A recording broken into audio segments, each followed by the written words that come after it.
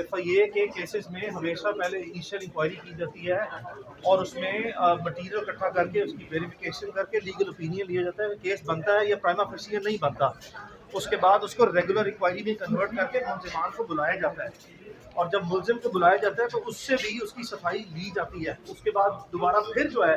وہ اس کی legal opinion لی جاتی ہے آگے بڑھنے سے پہلے۔ اور یہ ایک FIA ایکٹ میں کمپلیٹ پروسیجر ہے، 90 ڈیز کا ٹائم ہے،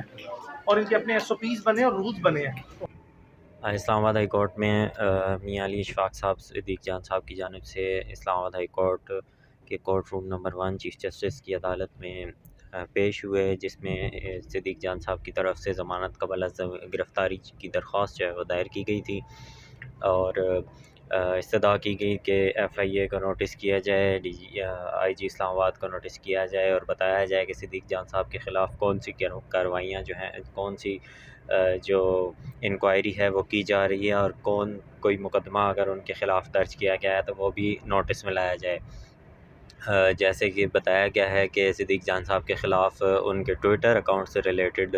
کوئی انکوائری جو ہے وہ کی گئی تھی، اور اس کے بعد ان کو FIA کی جانب سے طلبی کا نوٹس جاری کیا گیا تھا، اور وہ نوٹس 20 فروری کو جاری کیا گیا تھا، جبکہ ان کو کہا گیا تھا کہ 24 فروری کو FIA کے سامنے پیش ہوں، مگر آج 16 مارچ ہو چکی ہے اور عدالت میں بتایا گیا ہے کہ آج تک جو ہے FIA نے اس طرح کا کوئی نوٹس ہمیں سرو نہیں کیا، اور نہ ہی جو ہے وہ کہیں پہ ریسیو کرایا گیا ہے یہ نوٹس۔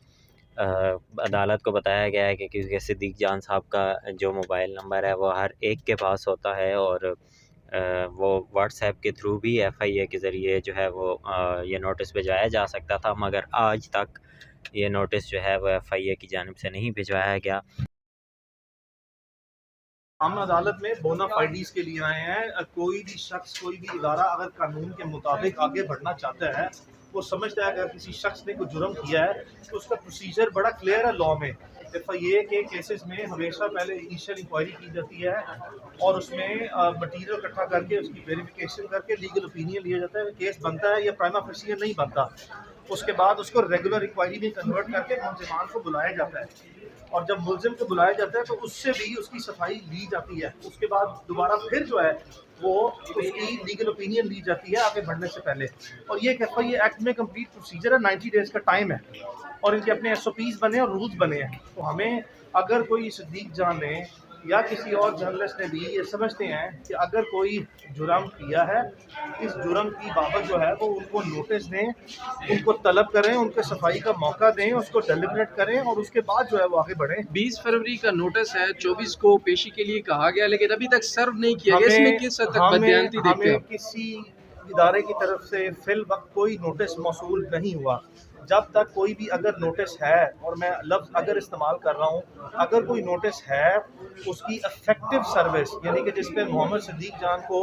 بذریعہ واٹس ایپ یا اس کے گھر کے ایڈریس پہ، پوسٹل ایڈریس پہ، اس کو FIA کا نمائندہ یا پولیس کا نمائندہ آئے، وہ نوٹس کی تعمیل کرائے، اس پہ ان کے دستخط دے، اگر یہ دستخط کرنے سے انکاری ہے اس کو بھی رپورٹ کرے اور دوبارہ پھر ایک موقع دے، اور پھر اس کو obviously جو ہے پبلک ڈومین میں لے کے آئیں کہ یہ عدم تعاون کر رہے ہیں اور قانون اپنا رستہ لے لے۔ تو یہاں پہ یہ کسی شخص کے خلاف یا کسی صحافی کے خلاف مقدمہ خاموشی سے درج کر کے رکھ لینا اور اس کو طریقے سے جو ہے وہ پیغام پہنچانا